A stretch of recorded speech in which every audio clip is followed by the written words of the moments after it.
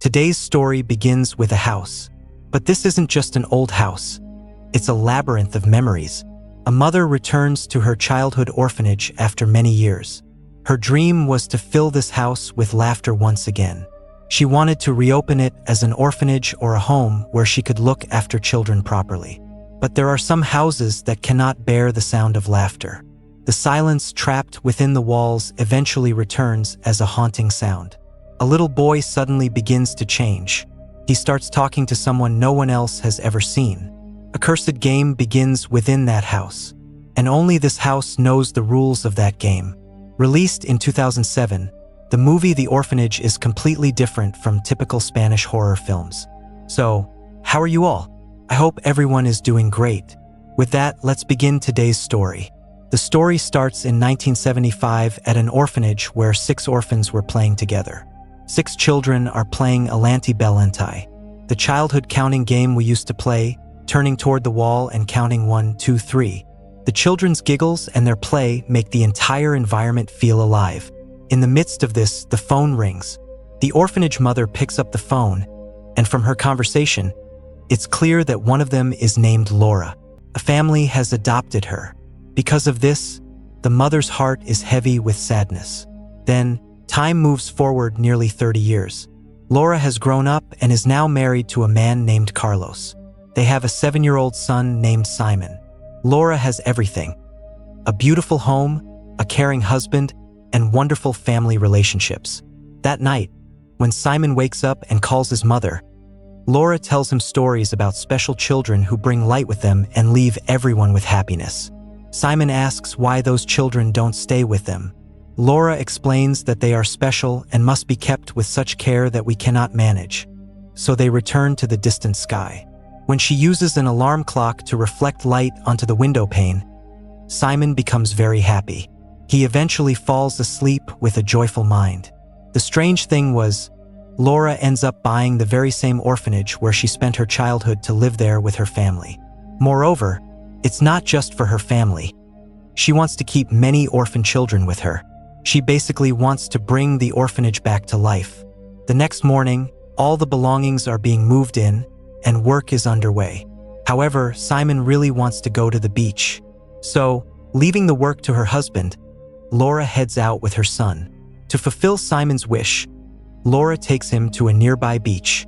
There, Simon enters a cave.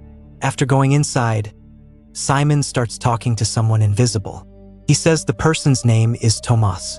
Simon whispers to Tomas, asking him to come to their house. Laura doesn't give much importance to this. She brings Simon back home. But while leaving, Simon drops seashells one by one along the entire path. He does this so Tomas can follow the trail to Simon's house. At the time, Simon's parents simply thought Tomas was just an imaginary friend, because there was no one else there. Even after checking the sand for footprints, Laura confirmed no one was there with Simon.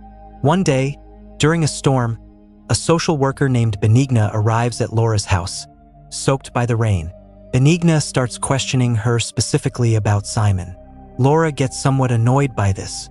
Benigna asks everything about Simon, and it is revealed that Simon is not actually Laura's biological son.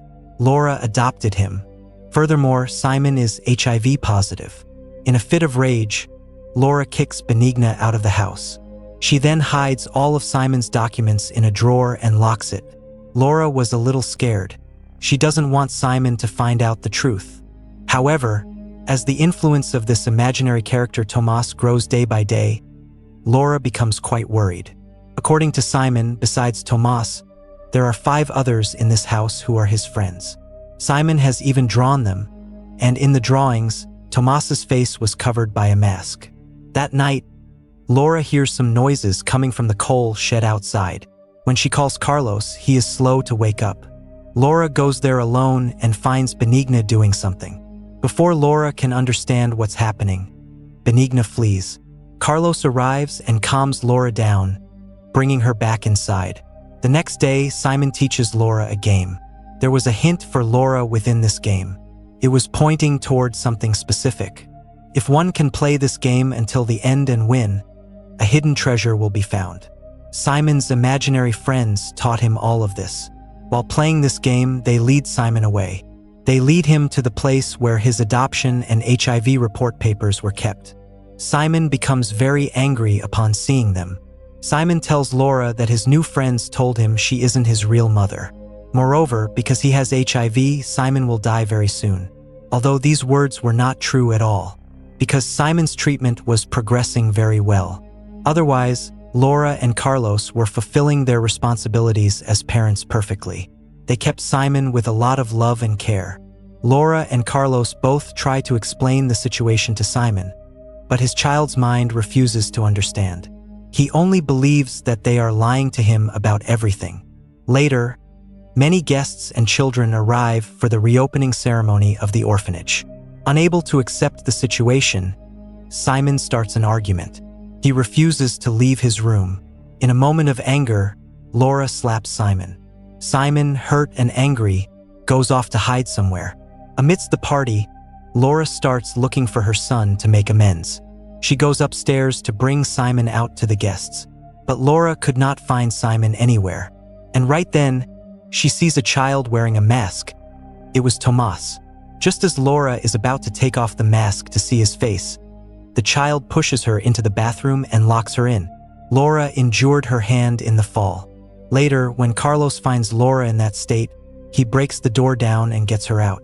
However, even after searching extensively, they cannot find Simon anywhere in the house. Once freed, Laura starts tearing the house apart looking for him. She even goes to the cave at the beach where Simon had been before. Meanwhile, the party turns into complete chaos. Eventually, Carlos tries to comfort Laura. After getting injured at the beach, Laura is admitted to the hospital. There, the police assure her that they will find Simon. The police begin their own investigation. However, Laura sinks into a deep depression. It feels as though her dream of the orphanage is falling apart. How can someone who cannot take care of her own son look after other children? To cheer Laura up, Carlos takes off a good luck pendant from his neck and puts it on hers. That night, Laura hears a sound coming from the walls of the house, but there was nothing Laura could do about it. So, Carlos doesn't give it much importance. But Laura, sitting in her wheelchair, follows the sound. She thinks perhaps Simon has returned home to his bed, but there was nothing there except a doll. The next day, the police investigate the disappearance of Simon from his own home. They conclude that the suspicion falls on Benigna, because Benigna had come to the house before to inquire about Simon. But despite all the searching, why is there still no trace of Simon?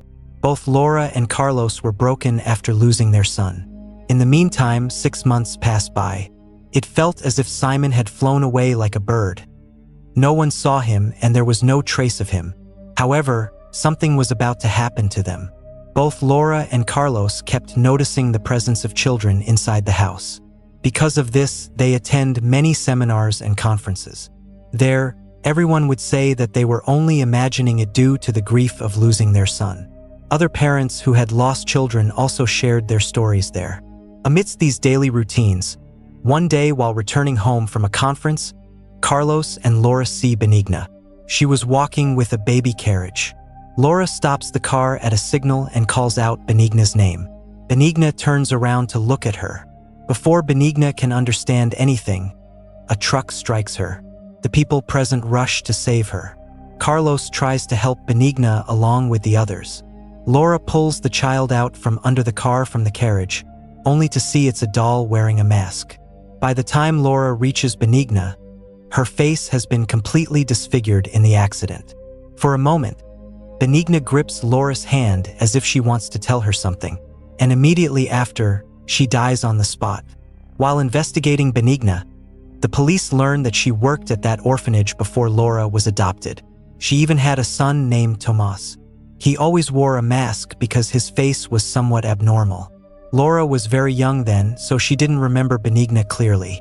However, shortly after Laura was adopted, something bad happened to Tomas. The children who used to play with Laura, the ones shown at the beginning, bullied Tomas. They snatched Tomas' mask away as a prank. Tomas felt deeply humiliated and went to hide in the cave at the beach. Unable to withstand the powerful ocean currents, Tomas died there. After that, no case was filed against the other children, because they were all just children. Everything they did was just a tragic accident that happened during a prank. After learning these facts, Laura starts sensing the presence of others in the house even more.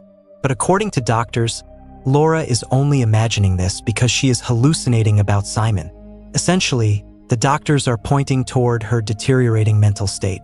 After learning about these events, Laura meets with a medium named Aurora. Aurora was working under a doctor. Since Laura was hearing strange noises in the house, she wanted to see what really happened at the orphanage after she left. Using a strange method, Aurora somehow travels back in time to witness the past. And what she learns there shakes Laura to her core. She discovers that the social worker named Benigna had poisoned the children's food and killed them all. She killed the ones who were involved in Tom's death. Carlos refused to believe any of this. He tells Aurora and her team to leave the house. Before leaving, Aurora advises Laura to be a good mother and tells her to follow her child. At this point, Carlos couldn't take any more of this. On one hand, Simon is still missing. On the other, Aurora left after making up a story without finding any trace of him. In this state, Carlos wants to leave the house, but Laura won't go. She won't leave until she finds out what happened to Simon. So a rift forms between them. Eventually, Carlos leaves Laura alone in the house and goes away. The next morning, Laura finds a card with the names of her childhood playmates and finds their dolls. Laura begins to follow the hints Simon had given her through his game one by one. They were all pointing towards something specific. Following the hints, Laura reaches the coal shed. There, inside 5 sacks of cement, Laura finds the skeletons of the children who died from poisoning. Benigna had hidden their bodies inside the coal shed. This was the place where Laura had seen Benigna doing something before. That night, Benigna had come to move the bodies so her crime wouldn't be discovered. She wanted the mystery to remain buried there. The police arrive and take control of the situation. Carlos becomes even more worried. He wants to leave this behind, but Laura wants to stay for 2 more days because she wants to know exactly what happened to Simon. She wants to know where Simon is. Laura tells Carlos to leave, and although he is anxious, he leaves as she requested. Then Laura decorates the entire house exactly as it was 30 years ago. She fills the large table with food and places dolls in the children's seats, waiting for them. But no one comes. Laura breaks down. Then, when Laura starts playing Alanti Bellanti, all the children appear. Taking this chance, Laura follows the children into the locked room where she had previously looked for Simon. Laura gets trapped inside that room. There, she discovers a secret passage. The key to it was the one found through the hints. The spirits of the children lead Laura into the secret passage. There, Laura finds Simon. Laura thinks Simon has been sleeping for the past 6 months. She thinks he somehow got trapped in the spirit world, and now she can bring him back. When Laura closes her eyes and enters the spirit world, she is left with only a blanket in her hands, and Laura sees a child wearing a mask lying dead before her eyes. When she removes the mask, Laura sees it is none other than Simon. So what happened that day? The masked child Laura saw on the day of the orphanage opening was actually Simon. That day, he had pushed and locked Laura away before following the spirits into the secret passage. Then, while Laura was searching for Simon and moved some pipes, the pipes got stuck and blocked the passage door. That's why he couldn't get back out. Later that night, when Simon felt he should go outside, he climbed up toward the passage exit. Again, unable to open the door in the dark, Simon slipped and fell down. The fall broke his neck. That night, when Laura felt those sounds, it was Simon. Simon died there that night, crying out in pain. After learning the truth, Laura carries Simon's body upstairs. She throws away the good luck pendant Carlos had given her. Because Laura had promised Carlos she would return it once she found Simon. Laura realized what a massive mistake she had made that night. Unable to bear the pain that Simon died because of her, she swallows many sleeping pills at once. Ultimately, Laura dies there as well. When Laura wakes up, she sees she is in the spirit world with her childhood friends and Simon. Simon asks Laura to look after them. Laura becomes immensely happy at this. Later, Carlos is seen placing flowers on the graves of Simon and Laura, which means Laura also died due to the effect of the sleeping pills. After entering the orphanage, Carlos finds the good luck pendant lying on the floor, and a door opens in front of him. Perhaps Carlos feels that his wife and son are there with him. He becomes happy thinking this, and the movie ends there.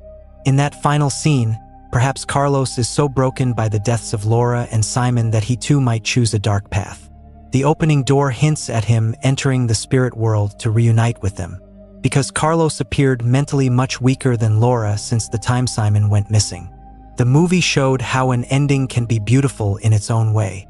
It also showed how tragic the consequences of pranks or carelessness can be, because sometimes there is nothing we can do.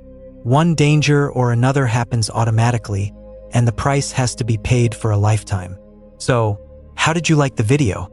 If you liked it, don't forget to give it a like. If you are new to the channel, don't forget to subscribe and set the bell icon to all. Until then, see you in a new video. Goodbye.